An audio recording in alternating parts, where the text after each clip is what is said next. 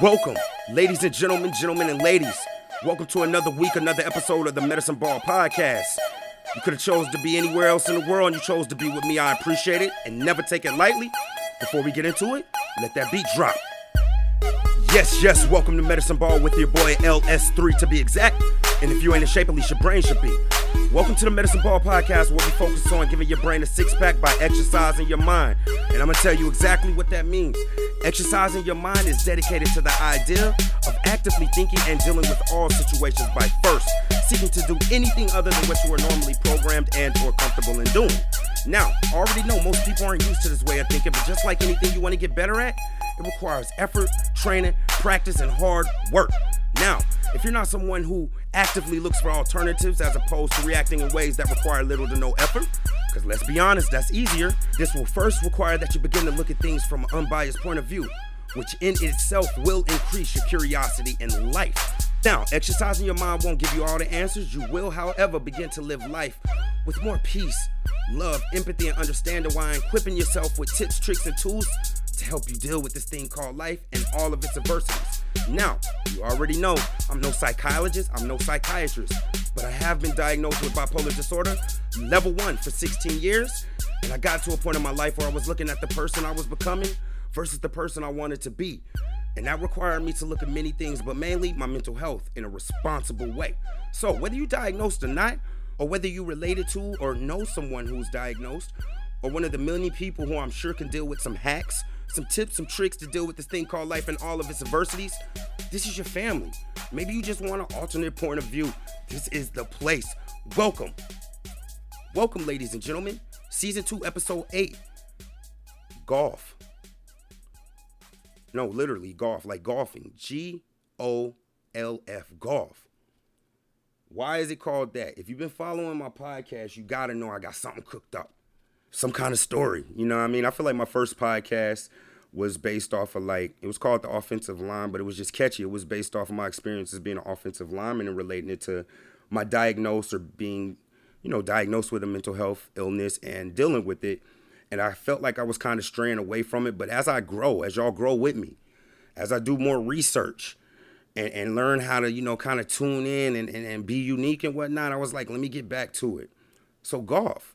So it didn't start off like that. I'm going to tell y'all the little pre-setting story. So, as I continue to talk to more and more people, more people reach out to me for advice. More people ask me what they would do in certain situations.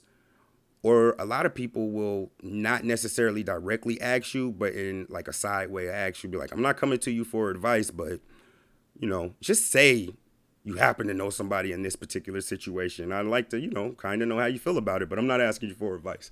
But it's just the one thing that I realize and I catch on to, because I try to be ultra aware of what other people are saying, empathy, listening, understanding, communication, words, and things of that nature. But I feel like I'm guilty of letting my passion overcome what I'm trying to do oftentimes. And I always tell people emotions and logic don't mix, but I have to slow down and tell myself passion is an emotion. So when I get what I call passion, and again, I got to realize that I might tell people hey, that's not the right way. What I call passion could be sensed as going hard on somebody or being a little bit rough or being a little bit blunt and cut straight to the point with people. And I hear them saying well, you didn't even pay attention to what I just said. You didn't even acknowledge what I said. And I totally, not only did I acknowledge it, I understood it, but I understand also that you're coming with a problem and I'm trying to help you get to the problem. And as I continue to talk with more and more people and have more and more interactions, I realize the main issue that happens with that is because my intentions are good, but I'm being accountable. I tell people all the time that intentions ain't enough. If you're 5'10", you can intend to go to the NBA and play center, but you got to have more than just intentions. You got to put in effort and understanding behind those intentions, right?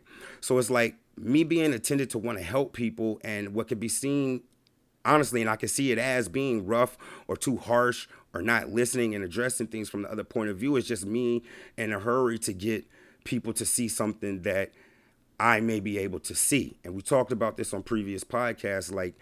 When you get real self-aware and you accept your weaknesses and you look for your weaknesses and try to find them and exploit them, when you look at other people, you don't even try to look at it, but it just becomes apparent and glaring. So I make an effort to be an understanding person and deal with things, because it's kind of starting to morph from a guy talking about how he was able to deal with his bipolar disorder to a guy who's kind of wise in some of the ways that he looks at things. So I know that's a responsibility and I have to, deal with it accordingly. So I was like, what is the thing? And I was like, I know what it is. I know what it is. It's like time and effort can be intertwined, right? So if something took you a long time to get to one point, it doesn't necessarily take you the same amount of time to get back if you put in double effort. So I was like, how can I think about this? And why golf? So golfing is something that, like, I wasn't a person who was like, Tiger Woods is golfing and he's a really good golfer, I want to do it, blah, blah, blah, blah. Like, my first instinct from golf, and mind you, my father has been playing golf for years, like he's good. But my first instinct was on some business tip, like, where can I be a black guy and casually most likely to run into like a millionaire, somebody with a corporation or something, right? Like, no, like, I'm telling y'all the truth. This is how I got to golf initially. I was like, the golf course, right? The golf course. But and I always tell y'all, like, me and my dad is to a much better place, especially as he gets older and I'm like manning up more. But I was just like, man, I'm not trying to do golf. This dude studies it. And I'm talking about, like, listen, this guy has like a ball retriever that extends, right? Like, before I got into it, I was just like, man, what's up with these $100 Tiger Woods balls that you just gonna dump into the woods? Why does this man have a laser pointer at the end of this little stick that looks like a weird piece of art? What's up with this little putting green that spits these balls back out? Why this dude got hula hoops all spread out everywhere and trying to hit the golf ball? I didn't know that. I just thought it was corny, but I was always kind of like, in my heart, I had some kind of like miscontent or hidden anger towards him, which, I got to a better place, but it was like, that's what it was. So it was like kind of like I was interested in golf, but I didn't really want to, like, I was like, if I'm going to do it, I'm going to go about it my way. Right? So he has some clubs and he, like, the latest and the greatest. So, like, his backup or old clubs is like some dope clubs. It's like a hybrid. Now, oh man, because I'm trying to be aware of everybody, because the majority of my audience is women. Real quick, ladies, golf, and I'm not talking putt-putt. Those clubs, each of those clubs, they're called irons, or they have different numbers, or not just ladies, even if you don't know about golf, but you are a regular listener. They're called irons, right? And it's a driver, there's a putter, and then, it goes all the way up. I mean, some kids have like all 12 of them, but long story short, the idea behind it, and it's like, I played golf video games, and I saw when you switch to clubs, you can only hit it so far, but I didn't understand it at that time. But the idea behind it is, say for instance, a 7. I love me a 7. You know what I mean? I whoop some of y'all at 7. I don't want to talk golf with a 7 iron and embarrass some dudes. But anyway, let's say a 7, right? And I'm throwing it off, like, depending on the iron, no matter how hard you hit the ball, like if you was to get a perfect swing, perfect hit, perfect velocity and aim and everything, that ball is only going to go so far depending on the iron. So if you have a 7, you're not going to do what Tiger Woods and them are doing with like 300 yards. Now, mind you, 100 yards is a football field, 300 yards on one hit, right? So again, and this goes back to everything I talk about. I did the research, but I was mentally lazy. I ain't really go into it the right way, but I went out there. I just started out with the clubs and the irons, and I got a very competitive and athletic family, like some Division I athletes, all of that. And I was with my cousin, and like, he was just fire. Like, so literally we went out to the driving range, and other than putt-putt, I had never really swung a golf club seriously before. And like, the range I was at was upper class range. White folks. I mean, literally, Stone Cold, it's not there no more, but Stone Cold Steve Austin. Definitely that man's been seen that man over there multiple times, right?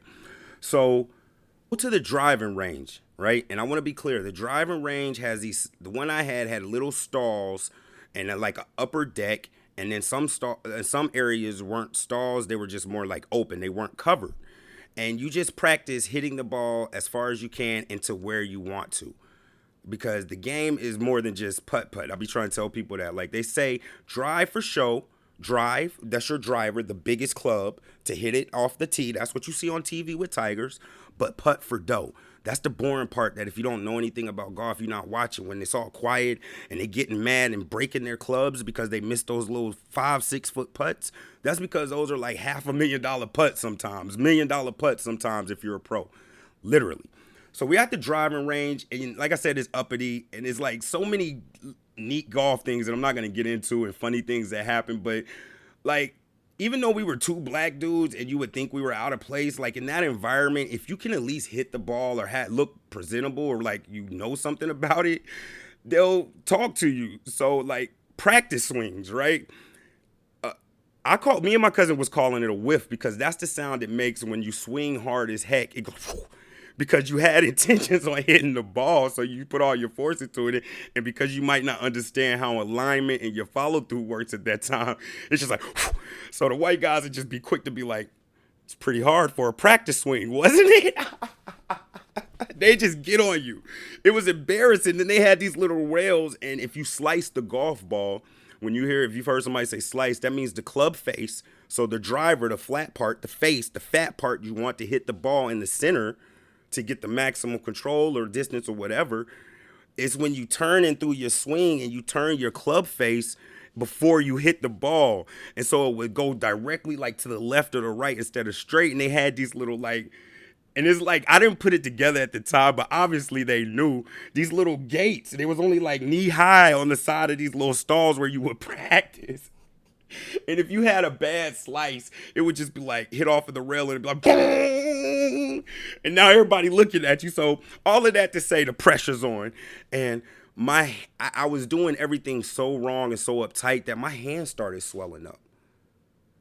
Like my shoulder kind of was getting sore, like, and anybody who knows me, I rarely, thanks be to God, I rarely get sick. I ain't never had the flu or nothing, and if I get hurt or sick or something, like, it's really serious. But I couldn't even like turn the doorknob to get into my room, and so somehow I let my cousin talk me up, and we got a tee time at a course, just being fast.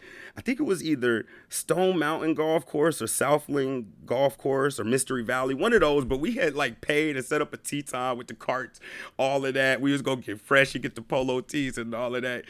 And like the pressure was on once I started realizing, as we're going to the range, almost the driving range almost every day, like, yo, what am I gonna do when I get out here and we gotta hit it over a lake or something?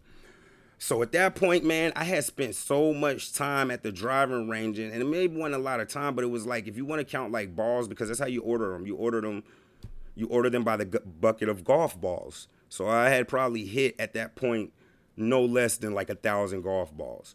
Hard as I possibly can, not understanding the mechanics and holding on to it. Now my hand hurt, plus I done popped off, and we got an actual tee time at a golf course where somebody may be behind you or in front of you. And like, you can't be up there just like missing the ball. You got to, at the bare minimum, hit that joint so you can keep moving, or you got to let them play through. Now this is all lingo that I learned as I started to do more research, but I finally come to my dad, and I talked about this on the previous podcast, and I'm like, man, I don't know what's going on with my swing. This dude, Ike, my cousin Ike, he can hit the ball, everything. And my dad a trash talker too. So I'll be like, man, he can hit the ball every time. He's like, yep, hand-eye coordination. Like, he one of those dudes. Yep, hand-eye coordination. You can't hit it, right? And this is what I told the previous story about. I finally went to the driving range with him, some range that I didn't even know about that was on an actual course with nets. And his drill was very simple. Like, because I was hitting at the driving range off of a tee, off of artificial green and all this. He was just like, yo, just make contact with the ball 3 times. And so I put effort in. I listened to what he was saying. That little handheld gadget that I saw with the laser pointer at the end was actually something to make sure your grip is held right. And when you swing, it's a laser pointer so you can see where your swing will be pointing. I'm starting to understand that now. I'm starting to understand based on him, because he just talks trash, but it made sense. He was like, son, golf supposed to be relaxing. You're too uptight. And that's when I started researching and realizing, and I got into books. I was using his thing. I was putting the hula hoops out in the yard that I was cracking jokes on him for. I was measuring the distance of the irons and the follow-throughs of my swing and having to commit. I realized I had to get a golf club and loosen my grip, in that maybe sometimes your swing be on grip strength. And to be a man and someone be like, yo, yeah, your grip strength is weak, if you're not having the effort or openness to like get better, you're going to take that some type of way. So I got it together, and I would love to tell y'all that I was able to go to the golf course and whoop this dude, but I was able to hold my own. I could tell you that. And eventually, with practice, effort, and that, because I was up there with those millionaires on the golf course, and they sitting up there looking at their watch, and I mean, it's just like golf is so crazy. This golf course I think had like houses built on it, right? And even my cousin, the big shot, like I think this was whole one of our golfing career at this course. And his first shot is a slice. And it was like on the movies. I hear the neighbor's window go, pling, and me and him looked at each other like, oh. And then it was like 3 or 4 white guys behind us. And we turned and looked at them in the face. And their facial expression was like, yo, that happens all the time. And y'all going, like, what y'all trying to do? But I was able to hold my own, and now I'm decent. I'm not even good because that like golf takes a lot of effort, a want, a desire. Like if you're not getting paid and or betting or have a whole crew of guys who are golfing, like you're not just gonna casually go get a golf habit and learn the clubs, learn a hybrid club versus a driver or a club, or why is this a hybrid or a putter, or why does this club cost? It's a reason if you got somebody who gets golf equipment and you've had to ever buy one of them Sasquatch golf clubs and just something like that, which I know now playing, like it's a reason some of them clubs is like $89 and some of them clubs is like $400 and up. It's because it makes your swing easier, because I had to, what I understood also, because you know how I get down double points, bing, bing. What I also understood was some things in life that you feel are tense or from the outside look like they require you to be tense and power and swinging hard, such as a golf swing, is really more about motion and relaxing and muscle memory and being controlled. And anyone who plays golf, being tense can throw your whole golf game all the way off, because you need certain muscles and tendons to be limber and certain ones to be strong. Because like you want to have a proper grip with the golf club so you don't throw it, which is what the glove is to help you with, but you don't want to over grip it to where you had, like I did, like my hand swelling up, the tendonitis or something like that. So all of that to say, LS3, what the heck does that have to do with it? Golf. Getting over life fast. Getting over life fast. And I'm going to wait to this next seg to let y'all know what that has to do with the beginning of this when it comes to dealing with people and seeing situations. But other things, I'm going to make y'all wait for it, all right? Yo, thank you for tuning in. Hopefully that was something interesting and funny to get y'all in, man. And I'm going to bring the lesson behind it. So just check this beat, and I'm going to get right back to you. Medicine Ball with your boy LS3. Yeah.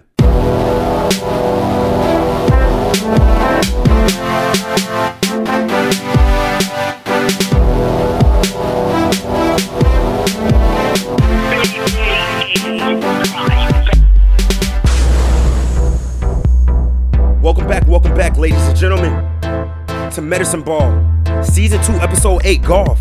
G.O.L.F, golfing. Getting over life fast.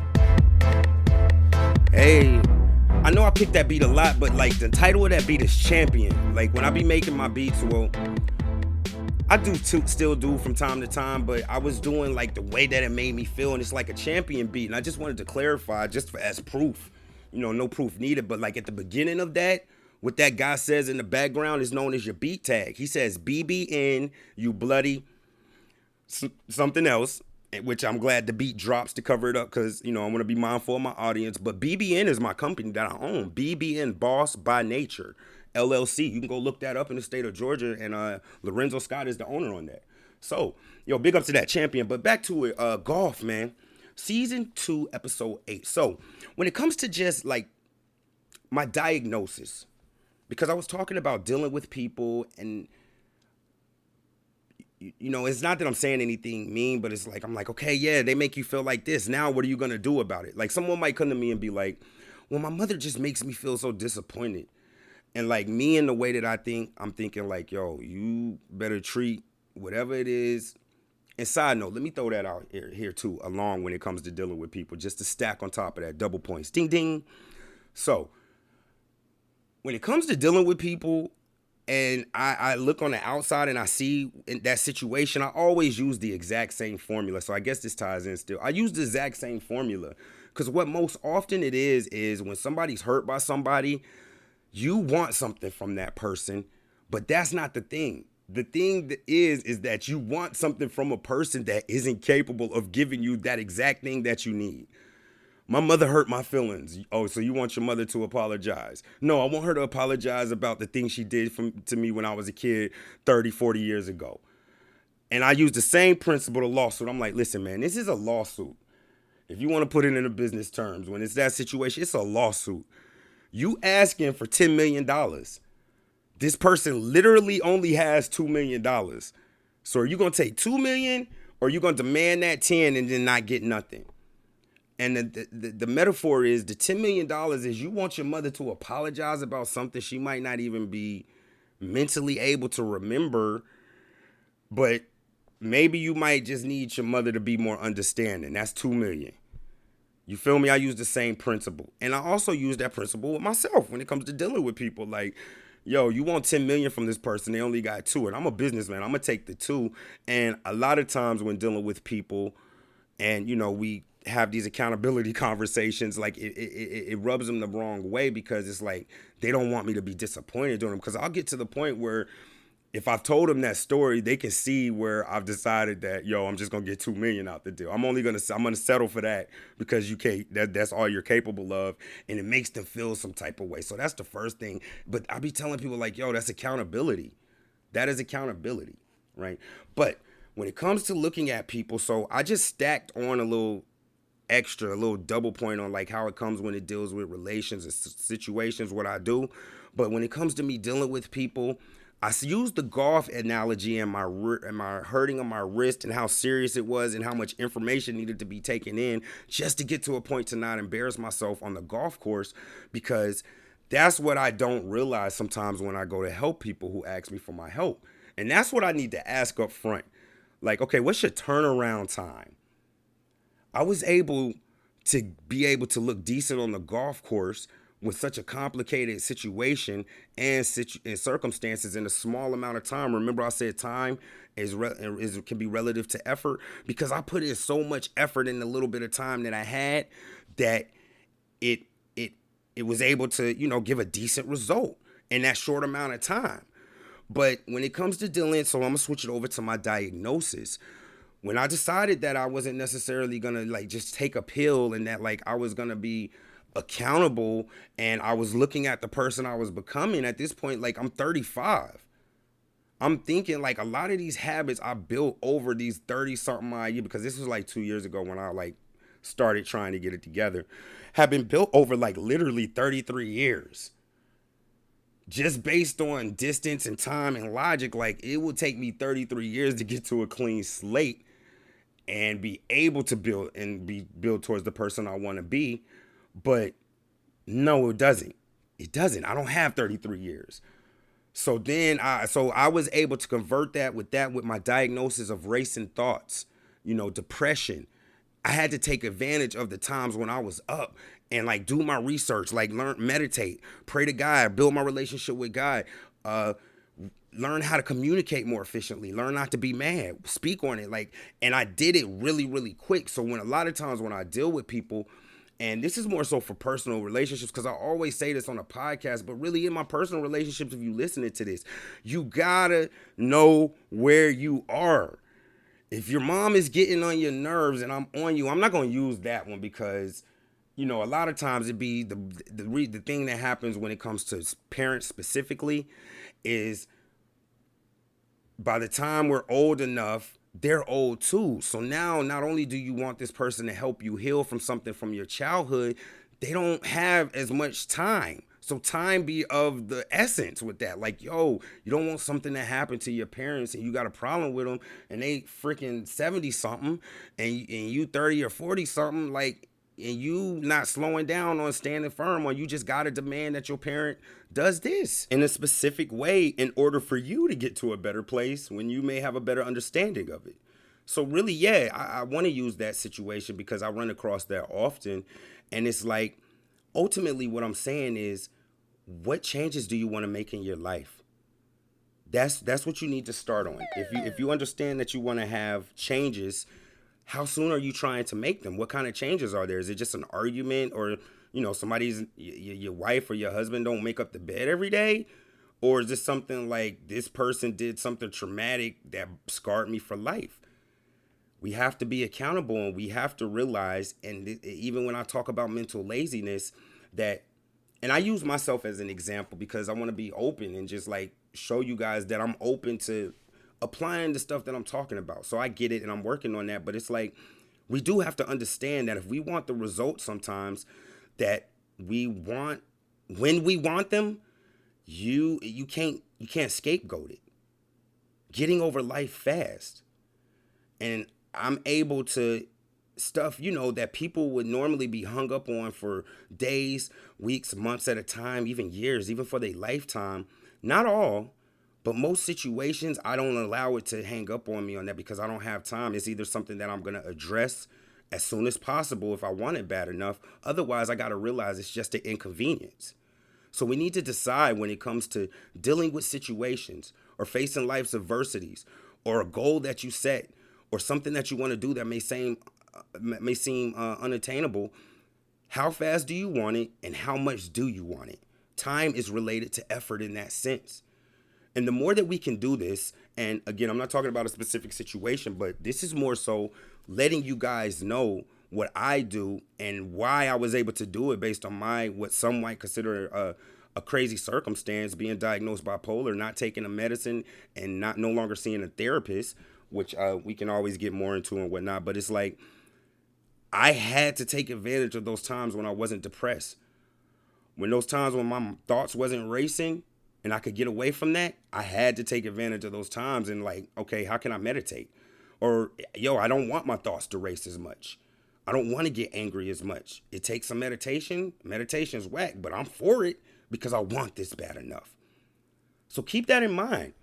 What you want to do. It's so funny because it's like, LS3, or, some people call me Trey. I'm the third. But, this kid's been taking my lunch money half my life, and I'm just over it. And I'm okay, so what's up? You trying to eat tomorrow, or you can starve for a couple of more? You know what I mean? And I know how that can sound harsh, but the intent is that I understand there are solutions to these things, and a lot of times we spend more time running from the solution, hiding from it, acting as it doesn't exist, to avoid having to face it head on because we may not know how. But even if you don't know how, the first step in effort in making a quick turnaround on your golf swing or getting over life fast is the effort you're willing to put in with the amount of time that you have and where you're trying to get. I mean, it's up to you. Do you want to play golf? I mean, with this particular issue that's bothering you, do you want to play golf? Do you want to be on the golf course on Monday morning, or are you just going to cancel it and look bad? For me, I didn't want to look bad on the golf course, but not only that, in life. I wanted to show people that, hey, if you deal with it responsibly and you actively exercise your brain, not only can it help you if you're diagnosed, it will help you just as a regular person in life to be adaptable. Get your golf swing together, all right? Season 2, episode 8. It's about that time. So I'm going to let y'all go. Real fast. Next time, here's y'all assignment. 2 assignments. Number 1, go catch this podcast wherever you at. Like, subscribe, and please share it. Join the group online, Medicine Ball. Facebook is a Facebook group, Medicine Ball like page.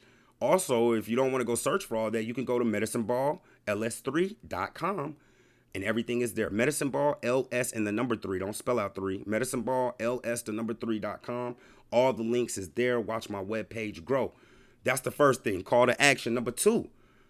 The next time you come against something that you might, and again, it depends on where you at. But if you listen to this podcast, or even if you're a new listener, go back and check some of the previous podcasts out. Know where you at, right? First, know where you are mentally, what you can handle, what your emotions can deal with. And I'm not saying it in a harsh way, but I'm trying to let you know where you can implement your golf swing. Because, like, my goal wasn't to go to the Masters. Because some stuff is just like crazy. I could have practiced 24 hours a day. I wouldn't have been able to go and join the Masters. You know what I mean? But know where you're at, know what your goal is, and then how bad do you want it, and then realizing it is obtainable if you want it bad enough. And if you want to learn to exercise your mind and just be able to jump from idea to idea or concept to concept responsibly intelligently, not just willy-nilly everywhere, but to be able to quickly say, well, yeah, I understand I don't like this, but this makes sense as well. I can see if you want to be that type of person when it comes to increasing your curiosity in life and being open, you got to check your golf swing, know where you at, and realize if it's something that's really bothering you and not a minor inconvenience, you can't put that effort in and turn yourself around, all right? So that was the second thing. I'm sorry, in case I wasn't clear on the second thing. The next time that thing that keeps you up at night and bothering you crosses your mind, or, I mean, it's going to be a ton of them that we see until you get to a certain point that we see as big things in our lives or big issues. You need to figure out, is it a minor inconvenience or something you trying to change quickly? And quickly is not a few days. Exercising your brain won't give you all the answers, but like, you don't want to take 40 years to learn how to forgive people if you're already 40. All right? Yo, if nobody's told y'all and you listening to this right now, if you listening, you made it to this point, whether you made it to this point or not, but if you didn't make it to this point, you wouldn't get what I'm about to say. I believe in you. All right? I believe in you. There's people just like you. You can do it. I know it's rough. But yo, just push one more day. I believe in you. Okay? This is your family, man. Whether you diagnosed or not, thank you again for rocking with the kid. Medicine Ball, until we meet again next week, my friend. I love y'all. Thank you for being with me. Keep your head up. You got this. Yeah.